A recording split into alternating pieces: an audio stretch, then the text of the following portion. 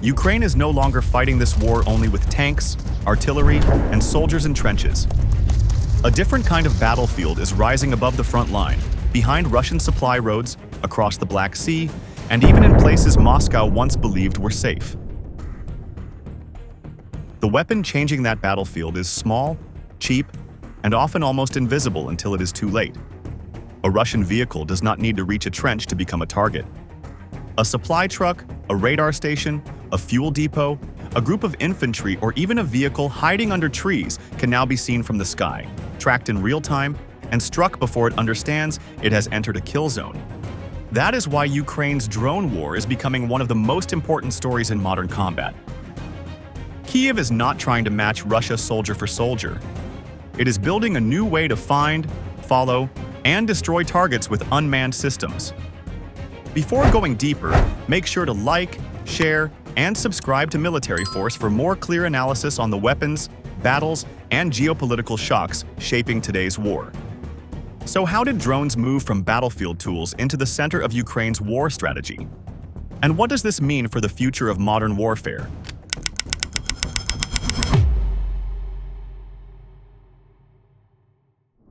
Ukraine has moved drones from the edge of the battlefield into the center of its military strategy. These systems are no longer treated as small support tools for special missions. They are becoming part of how Ukraine sees, strikes, protects, and reaches beyond the front line. In earlier wars, a drone was often viewed as an extra eye in the sky. In Ukraine, it has become part of the command system itself. It can find a Russian position, follow a vehicle, guide artillery, hit a trench, watch the result, and then help choose the next target. This change matters because Ukraine is fighting a larger enemy. Russia has more manpower, more artillery stocks, and deeper reserves of heavy equipment. If Kyiv tried to answer that only with tanks and infantry, the cost would be too high. Ukraine cannot afford a war where every meter is paid for by sending large numbers of soldiers into exposed ground. So, it has searched for another method. That method is based on early detection, fast decision-making, and precise attacks. Drones fit that model because they reduce the distance between seeing a target and hitting it. The creation of Ukraine's unmanned systems forces shows how serious this shift has become. This is not just a new unit with a few quadcopters. It is a separate military branch built around unmanned systems in the air, on land, on the sea, and below the surface. UAVs can watch Russian movements from above. UGVs can support dangerous ground missions where sending soldiers would be risky. Naval drones can strike or threaten Russian assets at sea. Underwater systems can add another layer of pressure in places where traditional forces are harder to use. That structure gives Ukraine something many armies are still trying to build: a direct link between technology, operators, intelligence, and battlefield action. A drone operator is not only flying a machine, he may be feeding live information into a wider kill chain. A small team watching a road can help artillery crews, FPV pilots, infantry units, and commanders understand what is moving toward them. In that sense, the drone becomes more than a weapon. It becomes a sensor, a scout, and sometimes the strike platform itself. This is especially important on a battlefield where Russian assaults often rely on repeated pressure. Moscow can send infantry groups, armored vehicles, motorcycles, and light transports forward again and again. But each movement creates a signal. A vehicle leaves cover. A squad crosses open ground. A convoy uses the same road twice. Once Ukrainian reconnaissance sees that pattern, the target can be tracked before it reaches the main defensive line. That is how a simple road can become a trap, and how a routine movement can turn into a loss. The deeper point is that Ukraine is trying to change the meaning of military power. Power is not only the number of tanks in storage or the number of soldiers available for an assault. It is also the ability to find the enemy first, share that information quickly, and hit with the right weapon before the target disappears. This is where unmanned systems give Kyiv a practical answer to Russia's larger size. They help Ukraine stretch its firepower, protect its troops, and make Russian movement more expensive. For the United States and other Western militaries, this is a warning as much as a lesson. The war is showing that future combat will depend on networks of sensors, trained operators, cheap strike systems, and fast command decisions. Armies that treat drones as side equipment may fall behind. Armies that build them into doctrine may control the pace of battle. And once drone warfare becomes the center of strategy, the fight expands far beyond the trench line. Drones now appear in almost every mission Ukraine needs to fight, survive, and strike back. They are no longer used only to look over enemy trenches or film attacks after they happen. They help build the target map before the first shot is fired. A reconnaissance UAV can rise above a road, tree line, or ruined village and identify where Russian troops are moving. It can mark vehicles, follow supply routes, and watch how a unit behaves before an attack begins. That information then moves into the hands of artillery crews, FPV pilots, mortar teams, and commanders who need a clear picture of the battlefield. This turns one small aircraft into the opening link of a much larger combat chain, and that chain is now shaping how Ukraine fights every day. The strike role has also expanded far beyond simple battlefield harassment. FPV drones can dive into tanks, armored vehicles, trucks, and groups of infantry with a level of precision that older weapons often cannot match at low cost.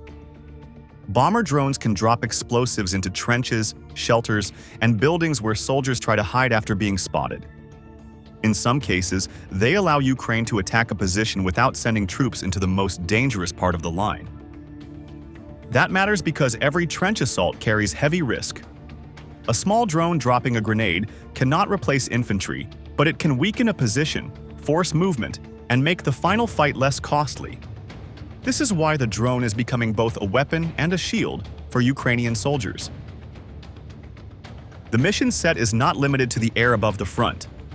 Ground robotic systems are being used for tasks that would be dangerous for troops, including delivery, evacuation support, mine-related work, and movement near exposed positions. At sea, naval drones have changed the balance in the Black Sea by forcing Russia to protect ships, ports, and coastal facilities in a new way. Underwater systems add another problem because they can threaten areas that are harder to watch with normal patrols. Together, these platforms show that unmanned warfare is not one tool. It is a family of systems built for different spaces, from muddy trenches to open water. Ukraine is also pushing these systems deeper into Russia's support network.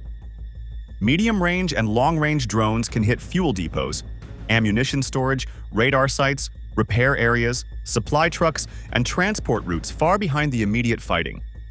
This creates pressure in places that were once considered the rear, not the battlefield. A truck may be far from the trench, but if it carries shells or fuel, it still affects the next Russian assault. A radar may sit behind the line, but if it helps guide air defense, it becomes part of the fight. This is how drone warfare turns logistics into a target set, not just a background system. Domestic production is a major reason Ukraine can keep expanding this model. Kyiv has moved to reduce dependence on foreign aid by building more systems at home and adapting them faster to battlefield needs. Public figures suggest Ukraine produced more than 4 million drones in 2025 and set a goal of more than 7 million in 2026. Ukrainian defense officials have also said the country could reach up to 20 million drones a year if partner funding is strong enough. The number is important, but the deeper value is speed. When operators report a weakness, engineers can change the design, test a new part, and send improved systems back to the front. That short loop between combat experience and production is becoming one of Ukraine's most important advantages. This is where quantity and adaptation begin to work together. A country does not only need many drones. It needs the right drones for the mission, the weather, the jamming environment, and the target. Ukraine's drone industry is learning from real combat every day, and that makes each new batch more connected to the needs of the front. The battlefield is no longer waiting for slow weapons programs alone, because small teams, local factories, and field operators can push changes at wartime speed. That pressure is now leading into one of the most important shifts in the drone war: The fight against electronic warfare. Fiber optic drones are becoming one of the clearest answers to the electronic warfare problem in Ukraine. For much of the war, both sides have used jammers to break control signals, block video feeds, and force small drones to fall before they reach the target. That created a constant race between the drone pilot and the electronic warfare team. If the signal stayed alive, the drone could strike. If the signal was cut, the mission could fail in seconds. A normal FPV drone usually depends on radio communication between the operator and the aircraft. That link carries control commands and live video, so the pilot can steer the drone into a tank, trench, truck, or bunker. But on a battlefield full of jamming systems, that invisible link becomes a weakness. Once the enemy finds the frequency, the drone may lose direction, freeze its video, or drift away from the target. This is why electronic warfare became one of the most important defensive layers against cheap attack drones. Fiber optic drones attack that weakness in a very direct way. Instead of relying only on radio waves, they carry a thin physical cable that stays connected to the operator as the drone flies forward. The idea may sound old, but in this war it has become extremely useful. If there is no normal radio link to jam, the enemy has far fewer ways to break the connection. The pilot can keep seeing the target, keep guiding the aircraft, and continue the attack even inside a zone where many wireless drones would struggle. This does not mean fiber optic drones are perfect. The cable adds weight, limits how the drone can move, and can break if it catches trees, buildings, wires, or broken ground. The drone also needs careful handling because the line must unwind smoothly during flight. But the advantage is serious. Some reports say these systems can reach more than 30 kilometers while keeping a stable video feed, which gives the operator more control in areas filled with jamming. In a war where a few seconds of clear video can decide whether a strike succeeds, that stability matters. Russia was first seen using this method heavily in several sectors, especially around Kursk, and that created a dangerous problem for Ukraine. Russian operators could push FPV drones into areas protected by electronic warfare and still keep control. But Ukraine did what it has done many times in this war. It copied the idea, improved it, and pushed it into its own production system. By the middle of 2025, more than 80 Ukrainian-designed fiber optic systems had reportedly been approved for use, with many local companies joining the effort to build or integrate them. The larger lesson is not that fiber optic drones will decide the war by themselves. They will not.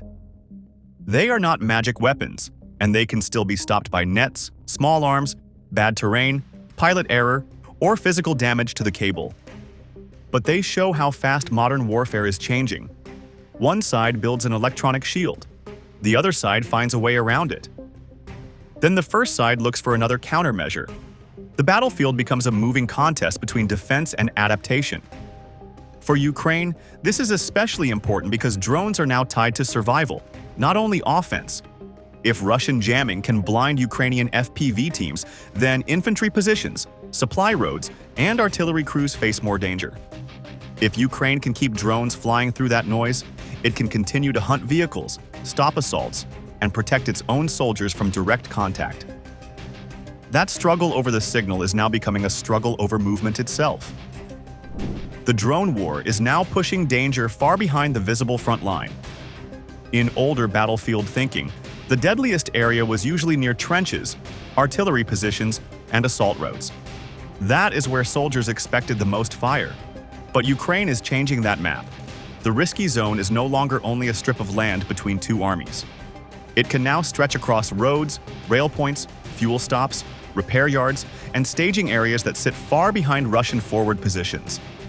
A vehicle may be far from the trench, but if a drone can see it, that vehicle is already inside the fight. This is why logistics has become one of the most important targets in the war.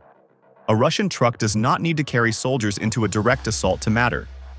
If it carries ammunition, fuel, food, spare parts, or engineering tools, it helps keep the offensive alive. When Ukraine strikes that truck, the damage does not end with one burned vehicle. Shells may arrive late. Fuel may not reach armored units. Infantry may wait longer for support. A local strike can slow a wider operation, and that is the real value of attacking the rear. Ukraine's medium-range drones show how deep this pressure can go. Public reporting has described the Morrigan drone as a system built to hit Russian logistics from roughly 20 to 300 kilometers behind the front, including targets along the R-280 Novorossiya highway. That road is important because it links Rostov-on-Don to Crimea through occupied southern Ukraine, and it supports Russian movement across a long military corridor. When a route like that comes under regular drone threat, it stops being a safe rear road and starts acting like an exposed battlefield artery. The effect is not only physical, it is also psychological and operational. Drivers may move at different times. Convoys may break into smaller groups. Commanders may search for longer routes, add escorts, or delay movement until weather or darkness gives them cover. But every change has a cost. A longer route burns more fuel. A delayed shipment weakens timing.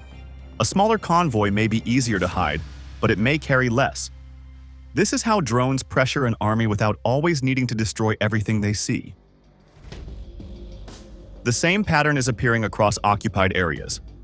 Ukraine's leadership has claimed that Russian logistics are now vulnerable across occupied southern and eastern Ukraine. And recent strikes have focused not only on battlefield vehicles but also on oil infrastructure, refineries, fuel depots, and transport support. That matters because modern armies consume enormous amounts of fuel and ammunition.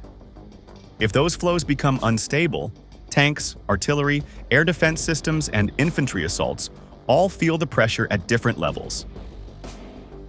This is where the idea of a modern no man's land becomes important.